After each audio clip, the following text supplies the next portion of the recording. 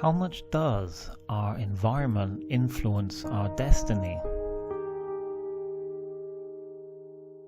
It's a fascinating question, precisely because there is no definite answer.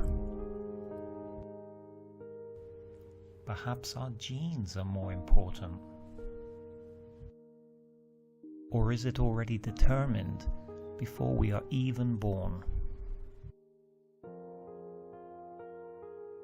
Plymouth, like any port, is in a state of tension between land and sea, defense and attack, welcoming or rejecting, between safety or adventure and therefore risk. Is it this tension that has sparked so many a local into life? People like Sir Francis Drake, sea captain, privateer and hero of the victory over the Spanish Armada in 1588. He was also the first captain to successfully circumnavigate the planet from 1577 to 1580. Then there is Drake's second cousin, Sir John Hawkins. Hawkins was in charge of the Royal Fleet, but he is also remembered as the first slaver to profit from the Triangle trade route. This meant sailing to Africa and buying slaves. These slaves were then sold in North and South America before sailing home with raw materials. Yet another Plymouthian of similar ilk is Sir Richard Grenville. And let's not forget Sir Walter Raleigh. And although it was more luck than anything else, the Pilgrim Fathers did indeed depart from here for America.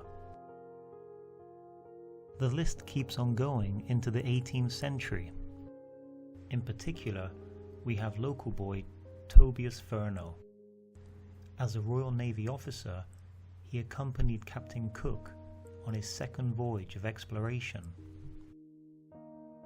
He was also the first man to circumnavigate the globe in both directions.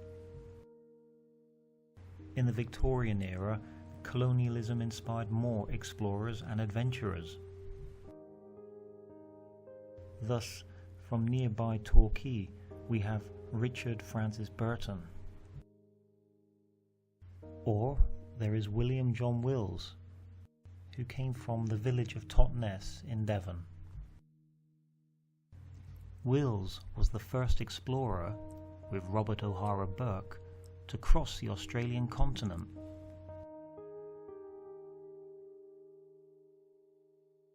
Again from Torquay, we have a real-life Indiana Jones in Percy Fawcett. And even in more recent times, this local thirst for exploration has continued. Take Sir Francis Chichester. In 1967, he was the first man to circumnavigate the planet single-handedly.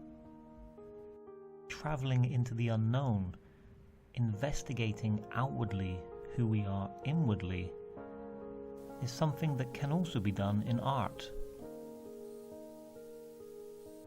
Take the Devon-born poet Coleridge, who wrote the famous Ode to an Ancient Mariner.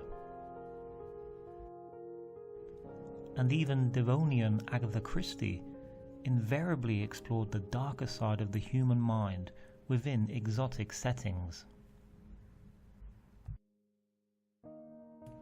In the case of the Plymouthian Robert Falcon Scott,